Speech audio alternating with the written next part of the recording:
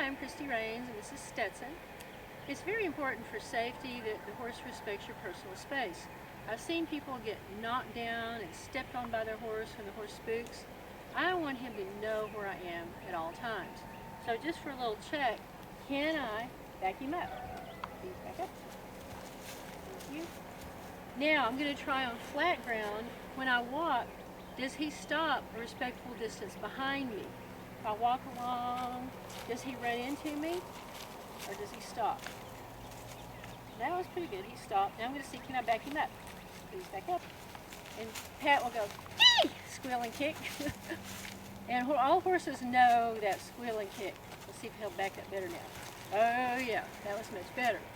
Now, when you're out trail riding, sometimes you need to walk on a trail, a narrow trail, and if something scares him behind him, I don't want him knocking me down. He is not allowed to knock me down, even if he's scared. So we're going to test him in a minute on this little hill and see if I can walk down the hill, stop, and will he stop?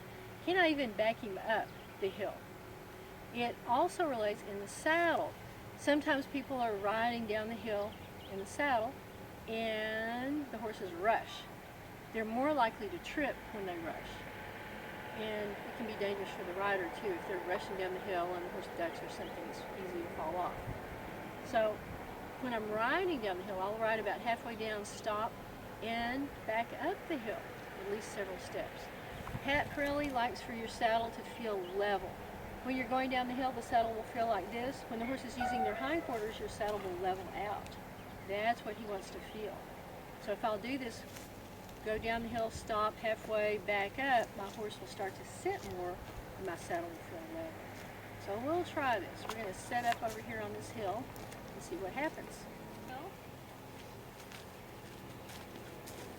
Like for him to stop, down halfway down, and I should be able to back him up the hill. Back up. Try that again, walk down.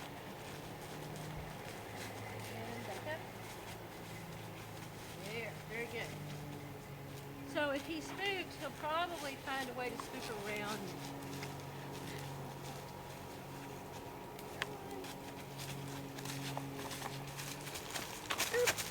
So if I can walk down the hill and stop halfway down the hill and back him up, if something spooked him, he would probably find a way to spook around me. So that for safety is very important.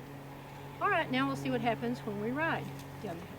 Okay, when you're riding down hills, first keep a good focus ahead. I'm going to pick a tree to look at. I can see with my peripheral vision, and it's his job to look where he's going. If I look down, it puts his weight on the front end, and he's more likely to trip and be unbalanced and rush down the hill. If I'm looking down, his weight's unbalanced, and he's more likely to rush. So I'm going to look ahead.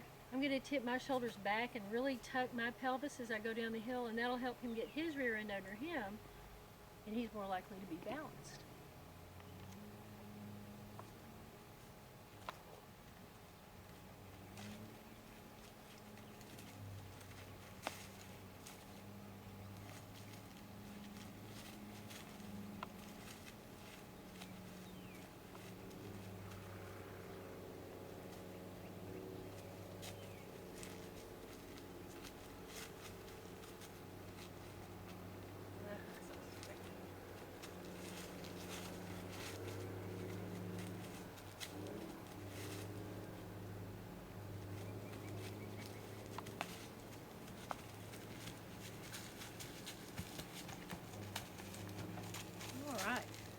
Stopping down the hill will keep your horse from rushing.